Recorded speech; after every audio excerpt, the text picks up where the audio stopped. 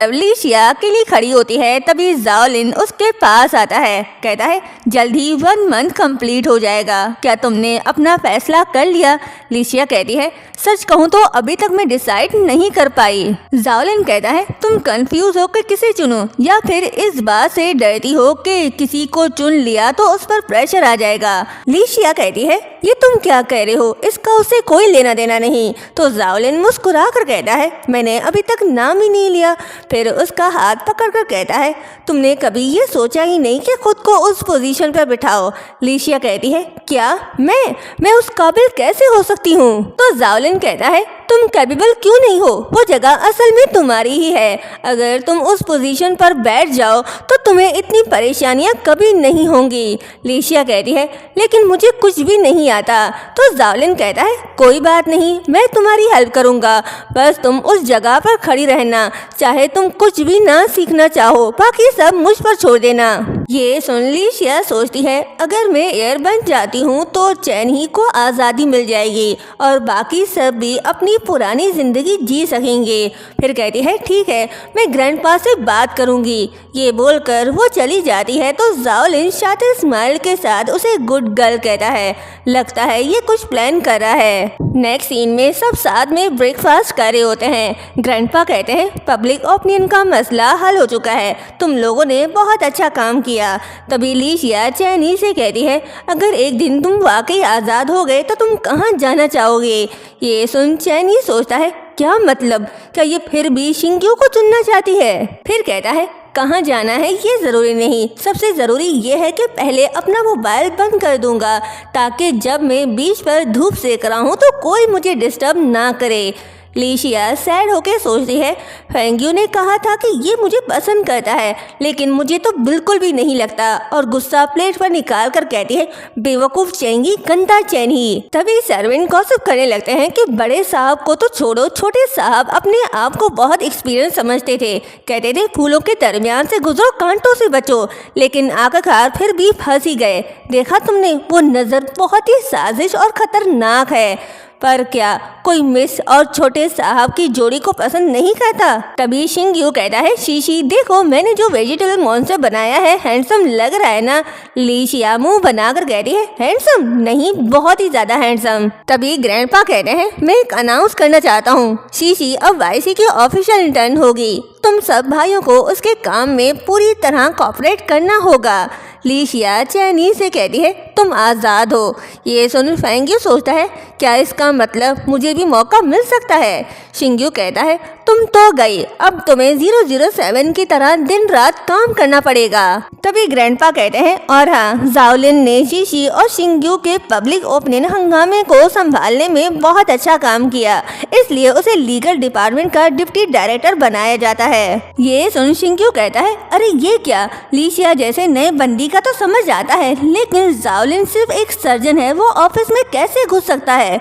तो जाओलिन जवाब देता है शायद तुम भूल गए हो, मेडिकल के साथ साथ मैंने लॉ में पीएचडी की है। तो ग्रैंडपा कहते हैं जाओलिन पढ़ाई में हमेशा तुम सबसे तेज रहा है। जाओलिन की तारीफ सुन तीनों चुपचाप हो गए। नेक्स्ट सीन में लिशिया खुद से कहती है ये सब के सब जालिम हैं, खासकर चैन ही, कैपिटलिज्म भी उससे ज्यादा जालिम नहीं होता। ये काम तो मेरे पार्ट टाइम जॉब से भी ज्यादा थका देने वाला है, दूसरे लोग सिर्फ काम करते हैं लेकिन मैं तो काम के चक्कर में घूमती जा रही हूँ, रुकने का नाम ही नहीं। तभी चैन ही उसे पीछे से हक कर लेता है तो लिशिया थोड़ी डर जाती है, पूछती है कौन? चैनी कहता है मैं हूँ। तो लिशिया कहती है तुम बिल्ली हो क्या, हर बार चुपके से आ जाते हो? चैन ही कहता है तुम थक गई हो इसलिए सोचा थोड़ा मसाज कर दूं। लिशिया उसे दूर करके कहती है वाह वाह, बिल्ली मुर्गी से दोस्ती निभा रही है, मैं इतनी थकी भी हूँ और उसका जिम्मेदार कौन है? तुम ही तो हो, और वैसे तुम हर वक्त बिजी रहते हो, आज अचानक इतने फ्री कैसे हो गए? चैन ही कहता है आज कंपनी में सबसे ज्यादा फारिग इंसान मैं ही हूँ, इसलिए सोचा फ्यूचर के सीईओ को खुश कर लूँ।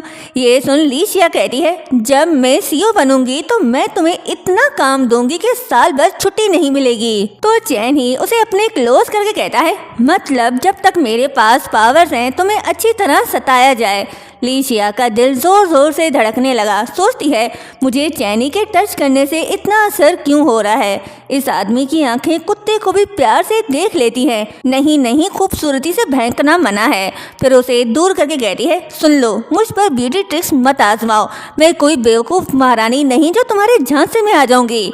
ये बोलकर वो चली जाती है। नेक्स्ट डे जब वो जाओलिन के हॉस्पिटल आती है तो वहाँ अपनी हेयर पिन देख थोड़ी हैरान होती है और खुद से पूछती है कि ये यहाँ क्या कर रहा है।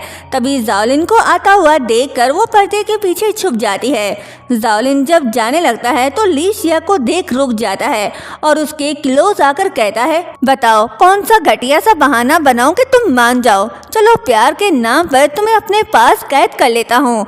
ये सुन लीशिया उसे खुद से दूर करती है और थप्पड़ मारकर वहाँ से चली जाती है। तो जाओलिन कहता है, लीशिया तुम भाग नहीं सकती। जब लीशिया बाहर आती है तो शिंग्यू उसे पकड़ लेता है। लीशिया कहती है, तुम यहाँ क्या कर रहे हो। शिंग्यू कहता है, आज से तुम मेरी असिस्टेंट हो।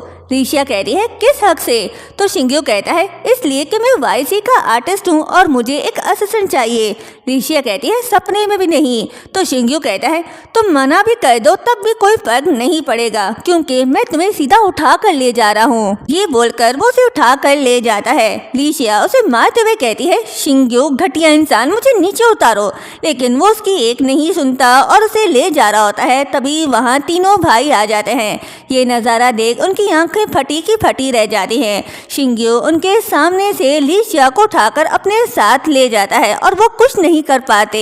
नेक्स्ट सीन में दोनों साथ में बैठे होते हैं। शिंग्यू कहता है, आज मुझे एक बात समझ आ गई। उरूज पर झूठी तालियां मिलती हैं और गिरते वक्त सच्चे लोग पहचाने जाते हैं।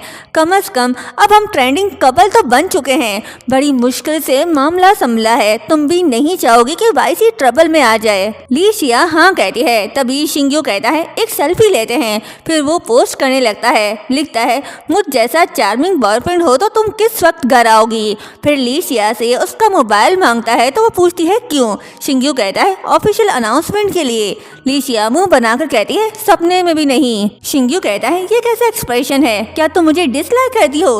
लीशिया कहती है, इतना ऑब्वियस लग रहा है क्या। शिंग्यू कहता है, मेरी इतनी प्यारी शक्ल देखकर भी तुम मुझे इग्नोर कर रही हो, जरा देखो, ध्यान से देखो। ये बोलकर वो उसके क्लोज जाता है और मौका देकर उसे मोबाइल छीन कर भाग जाता है। तो लीशिया उसे गालियां देने लगती है। जाओलिन और शिंग्यू को मना करने के बाद ये फेंग्यू से मिलने उसके फेवरेट प्लेस जाती है। दोनों शूटिंग स्टार का इंतजार कर रहे होते हैं। लीशिया पूछती है, क्या आज रात शूटिंग स्टार होगा और अपनी विश का इजहार करती है। स्टार्स, नॉर्दर्न लाइट और फ्यूचर के सपने। फेंग्यू उससे वादा करता है कि उसकी हर विश वो पूरी करेगा, उसे नॉर्दर्न लाइट दिखाने ले जाएगा। ये सुन लीशिया खुशी से उसे हाँ कर लेती है। चैन ही उसे प्यार से देख रहा होता है तो लीशिया पूछती है, तुम क्या देख रहे हो। फेंग्यू कहता है, इस दुनिया का सबसे रोशन सितारा। जब शूटिंग स्टार नजर आता है तो लीशिया कहती है, वाह शूटिंग स्टार, जल्दी से विश मांगो।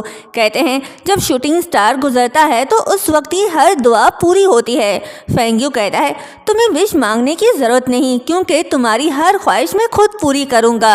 फिर लीशिया एक सीक्रेट विश मांगती है कि फेंग्यू हमेशा उसके साथ रहे। अब देखना ये होगा कि लीशिया किसे चुनेगी, फेंग्यू या चैन ही। ये तो लास्ट पार्ट में ही पता चल पाएगा। चैनल को सब्सक्राइब और वीडियो को लाइक शेयर करना मत भूलिएगा। Thank you so much.